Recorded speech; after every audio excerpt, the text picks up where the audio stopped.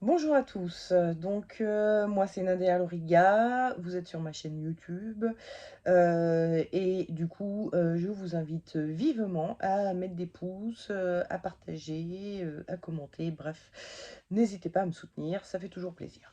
Bref, on va continuer, la petite série de leçons du tarot que je vous propose, depuis, 2 semaines. Donc effectivement, on avait, commencé un peu par l'histoire du tarot, ensuite par, quelques conseils pour utiliser le tarot et je vous avais promis de faire en maintenant, les cartes, une à une, hein, là logiquement j'aurais dû vous parler du mat. Sauf que, ben, entre-temps, je me suis dit: «Mince, faudrait peut-être que je fasse une petite vidéo pour parler de à quoi ça sert un tarot». En fait, qu'est-ce qu'on peut en faire? Et bah, désolée, ce sera pour la semaine prochaine, on parlera du mat la semaine prochaine, mais là, cette fois-ci, on va parler de ça. Donc qu'est-ce qu'on peut faire avec un tarot? Alors évidemment, la première chose, qui nous vient à l'esprit, c'est de la voyance, hein. On va faire de la voyance avec. Donc effectivement, ça peut servir à ça, hein, donc voir l'avenir. Il y a énormément de praticiens qui le font, hein, d'utiliser ça pour voir l'avenir. Alors je suis pas très à l'aise avec l'idée parce que, j'ai enfin bon, c'est un truc que j'ai toujours, constaté au sortir des consultations que je pouvais faire avec que ce soit des tarologues ou n'importe quel, outil utilisé pour faire de la voyance, hein, que ce soit une voyance, directe, que ce soit avec un oracle, avec un tarot, avec un jeu de cartes classique, bref, peu importe. À chaque fois, je repartais en me disant: «Bon, bah et maintenant qu'est-ce que je fais?» Parce que en gros, le voyant, il te dit: «Bah, il va t'arriver ça, ça, ça et point barre», hein. Voilà, tu as pas de autre chose, qui t'est proposé. On t'explique ce qui va t'arriver. En ce qui me concerne, à chaque fois qu'on m'a dit ce qui allait m'arriver, ça ne s'est jamais produit, jamais, hein. Vraiment, il y a, genre rien. Il m'est il m'est même arrivé des trucs assez hallucinants où j'allais voir un voyant qui me disait: «Bon, bah, il va t'arriver ceci, cela». Et genre 15 jours plus tard, ma maman allait voir un voyant, elle posait quelques questions sur moi, pour dire: «Bah alors ma fille, qu'est-ce qui va lui arriver?» et le voyant lui disait exactement ce que m'avait dit le voyant que j'avais été voir moi. Donc à un point où tu te dis: «Bon bah OK, ça va m'arriver» et bah, tout ce qu'on m'a annoncé, que ce soit à moi ou à ma mère, ça ne s'est jamais produit. Voilà. Donc c'est pour dire à quel point, je suis pas très à l'aise avec la notion de, prévoir l'avenir, de dire l'avenir, comme si notre destin était figé. Comme si, ce qu'on t'annonce, voilà, ça ne peut que se produire. En vérité, j'ai une vision de l'avenir, alors, qu'il y ait des choses qui soient entre guillemets «écrites», je veux bien le croire, beaucoup de gens le croient. Donc je pense que c'est pas forcément faux, hein. Je suis pas en train de dire qu'il y a rien d'écrit, qu'il y a pas de destinée, de fatalité, de choses comme ça. Mais je pense que c'est pas la grande majorité des choses qui nous arrivent. Qu'il y a beaucoup de choses qui, arrivent parce que, bah, c'est un truc de cause à effet, tout bêtement. Donc si vous faites ça, bah, ça va donner ça et point barre, quoi. Il y a pas vraiment de voilà. Donc je n'aime pas trop faire de la voyance en ce qui me concerne. Vous pouvez en faire si vous voulez, mais en ce qui me concerne, je n'aime pas trop faire de la voyance. Je préfère faire ce qu'on va appeler un peu du coaching. Kevin Meunier appelait ça de la tarologie humaniste. C'est-à-dire qu'on va plutôt, voir, chez le consultant, bah, quelles sont ses problématiques, qu'est-ce qui bloque, bah, comment on peut se sortir de ça.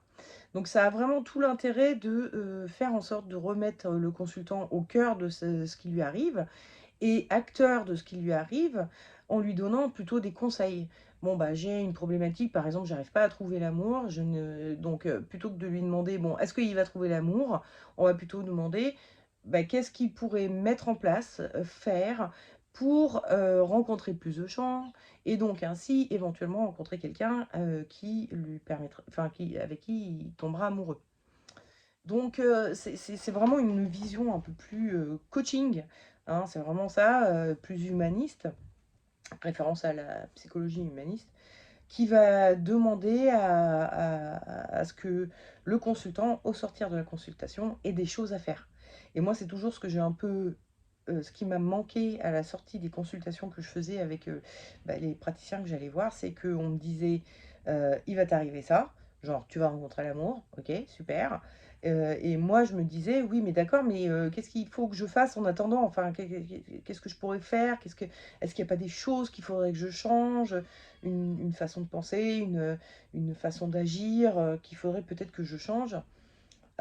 Parfois, tu peux avoir des choix aussi, et tu sais pas lequel est le bon, et ça peut être utile en tarologie humaniste de voir, bon, bah, OK, si tu fais ce choix-là, qu'est-ce que ça va proposer, qu'est-ce qui va t'advenir?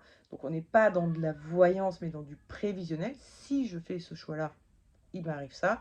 Si je fais ce choix-là, il m'arrive ça, et du coup, ça nous aide un peu à faire un choix. Donc on est vraiment dans l'idée de, à la fin, c'est toi qui fais le choix. C'est enfin, du moins le consultant qui va faire ses choix. Mais on le guide un peu en mode prévisionnel et pas voyance pure et dure, pour qu'il puisse faire les bons choix. Ou alors en mode conseil pour l'aider à progresser sur ses problématiques. Donc moi, c'est ça que j'aime bien faire avec la tarologie, et je trouve que c'est un outil qui est assez génial pour ça. C'est pour ça que dans mes tirages des énergies du week-end, je donne, principalement des conseils. Donc je parle un peu du côté prévisionnel, OK, il y a la carte du Dixit qui montre un peu l'état d'esprit dans lequel vous êtes au moment où vous regardez la vidéo, et du coup, il y a le côté prévisionnel sur, bon, quelle va être l'énergie de votre week-end, qui est une prévision sur 2 jours, hein, donc ça va pas, super loin en termes comment dire? De grands événements de vie, hein. On est vraiment sur, bon, qu'est-ce qui va t'arriver ce week-end et comment tu vas le vivre ce week-end? Mais au-delà de ça, le côté important de ces tirages des énergies du week-end, c'est les conseils que je vais vous donner. Donc ça va vous dire, bon, voilà, si vous voulez vivre tout ça, au mieux, essayez de suivre les conseils du tarot. Voilà. Alors après, il y a un côté aussi avec, le tarot qui peut être intéressant pour, notamment les praticiens psychologues. C'est le côté, psychologique du tarot, hein. On dit souvent que le tarot est le reflet de l'âme, et effectivement, ça peut être intéressant de faire tirer des cartes aux gens et de leur demander de l'interpréter, parce qu'on va avoir un accès à sa psychologie, plus facile. Parce que, et puis on peut l'aider à se dévoiler à lui-même en lui demandant d'interpréter les cartes, de nous montrer quelle est la chose qui lui saute aux yeux quand il regarde la carte, de lui demander à quoi ça lui fait penser, et cetera, et le faire progresser comme ça dans le cheminement pour qu'il se dévoile un peu à lui-même, et effectivement, le tarot peut aider à ça. Il a des connexions à la psychologie qui peuvent être utiles par rapport à ça. C'était un peu aussi ce sur quoi se basait, Jodorowsky, par exemple, dans sa pratique. Donc vous pouvez lire, je ne me rappelle plus, La Voix du tarot, par exemple, pour voir un peu tout ce côté, heu, psychologique du tarot, qu'il utilise lui, parce que, voilà, c'est ça qui l'intéresse, hein, il est très branché, psycho, Jodorowsky, donc ça peut être une façon d'utiliser le tarot qui peut être super intéressante. Il y a aussi Carole Cedillo, hein, qui a écrit Jeux et enjeux de la psyché, à laquelle elle mêle la tarologie, et elle a une utilisation du tarot qui est très, très, très psychologique. Donc vous pouvez, aussi lire ce bouquin éventuellement si vous êtes praticien, thérapeute, psychologue, psychothérapeute, et cetera. Jung, s'y est intéressé aussi, hein, il a, heu, je crois, j'ai pas lu, hein, mais associé des archétypes aux personnages du tarot, ou alors c'est d'autres gens qui l'ont fait plus tard, notamment Carole Cedillo, hein, qui est jungienne, hein, donc qui a associé ça au tarot, toute la psychologie qu'a développé Jung. Donc il y a un côté vraiment intéressant pour les praticiens, psychothérapeutes, psychologues, etc., qui peut être utile pour aider les gens à se dévoiler à eux-mêmes. Et nous, en tant que thérapeute, enfin, quand je dis nous, je ne suis pas thérapeute, donc mais quand je dis, nous, c'est ceux qui utilisons le tarot et qui sommes thérapeutes éventuellement, ça peut nous aider à un peu mieux comprendre la psychologie de la personne qu'il y a en face de nous. Dans ces cas-là, je conseille de laisser l'autre faire le tirage et interpréter aussi, en le guidant, en l'aidant, en lui disant: «Bon, bah, souvent si la personne n'a vraiment pas d'idées ou alors des idées un peu préconçues, hein, elle tire la mort, elle pense tout de suite à: "Oh mon Dieu, forcément ça va me parler de mon angoisse de la mort, blablabla". Bon, OK, à part ça, à part, ce qui te vient à l'esprit en premier, regarde ce qui te saute aux yeux, comme élément dans la carte, hein. Et puis, il va penser, bah, à la faux, par exemple, et du coup, la faux, ça te fait penser à quoi? Bah, ça me fait penser à couper, ça me fait penser à récolter, ça me fait pen et du coup, on va pouvoir le faire, avancer, progresser autour de voilà, on part d'un petit élément dans la carte et on lui fait déballer tout ce qui pourrait être lié à cet élément et du coup, il va parler de lui à travers ce qu'il va raconter. Donc ça, c'est un côté intéressant. La dernière utilisation qu'on peut en faire, c'est une utilisation un peu plus initiatique, hein, qui va concerner beaucoup plus les occultistes. Effectivement, il y a beaucoup de symboles dans le tarot, ou de choses qui peuvent être vues comme des symboles en tout cas, et qui, pour, certains utilisateurs, du tarot, vont être vus comme des outils initiatiques vraiment, d'un parcours à mener, hein. Donc je vous ai déjà expliqué, le tarot, c'est plein d'images et puis on les met les unes derrière les autres et on y voit comme une BD qui va un peu raconter le parcours, d'une âme à travers la vie, le parcours, de l'enfance, à la vieillesse, en passant par tous les événements qui peuvent se produire et cetera. Donc il y a vraiment toute cette notion un peu initiatique où, à travers, bah, l'image que représente la carte, on va y voir des étapes de vie, par lesquelles on peut passer et qui peuvent être des étapes, bah, concrètes, hein, mais aussi des étapes assez spirituelles.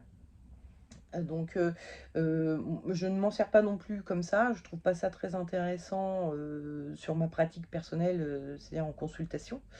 Je trouve pas ça intéressant du tout en consultation. Parce que les gens ils viennent pas, pour savoir, quelle étape, spirituelle, il est en train de vivre. Ça peut arriver, mais enfin c'est super rare. Très souvent, ils vont venir parce qu'ils ont des problématiques, «Je veux progresser dans mon travail, je sais pas quoi faire, de mes 10 doigts, je trouve pas l'amour, j'ai des problèmes d'argent, je voudrais acheter une maison, mais je sais pas, si je vais avoir l'emprunt. Enfin voilà, les gens ont des problématiques qui sont vraiment plutôt concrètes, terre à terre, quotidiennes et cetera. Donc ça, il en a un peu rien à foutre, qu'on lui dise, qu'il y a un lemniscate au-dessus de ta sa tête qui va parler de l'infini, de l'immortalité de l'âme et bon, ça, il va dire: «Oui, bon, OK, tu es mignon, mais en fait, ça répond pas à mes questions». Si vous voulez vraiment répondre aux questions, il va falloir être plutôt soit dans la voyance, soit dans la tarologie humaniste, donc dans le coaching, dans une forme heu, de conseil qu'on va donner au consultant, de façon à ce qu'il progresse mieux dans sa vie. Mais ça peut être utile d'un point de vue personnel, hein, si on a envie de suivre un petit chemin initiatique, le tarot peut nous y aider. Et via, ce côté un peu initiatique, on va aussi pouvoir utiliser, les cartes du tarot, hem, en magie, en fait, sur des rituels magiques. Il y a quand même beaucoup de praticiens, de magiciens, de sorciers, et cetera, surtout en sorcellerie d'ailleurs, qui vont utiliser les cartes du tarot, pour habiller leur hôtel, par exemple, pour dire, bon, bah, voilà, par exemple, moi, je veux, avoir, de la force, de la comment on dit? De la confiance en moi et cetera. Donc je vais mettre la carte de la force ou la carte de l'empereur sur l'autel pour symboliser un peu, l'intention que j'ai, en faisant ce rituel. Donc les cartes vont pouvoir servir de support à nos intentions. On va choisir ou on va prendre, enfin, c'est pas un choix,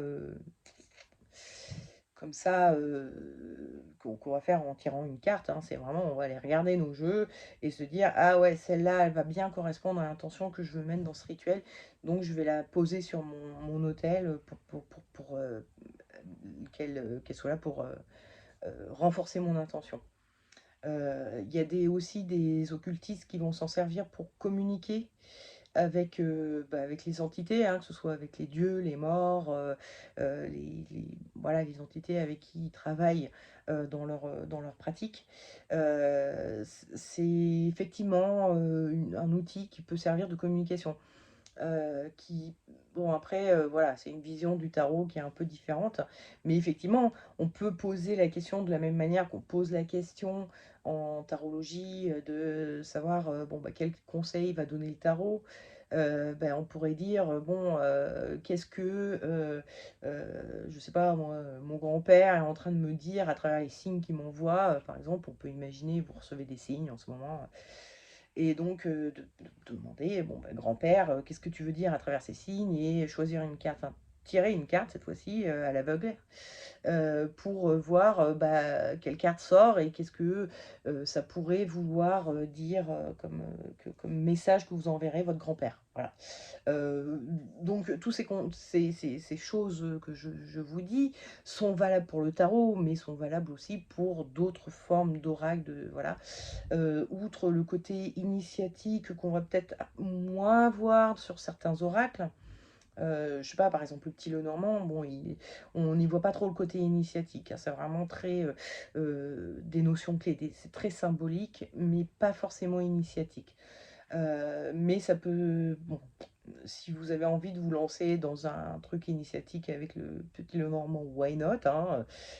J'ai pas étudié le petit Lenormand suffisamment pour voir, la portée initiatique du truc.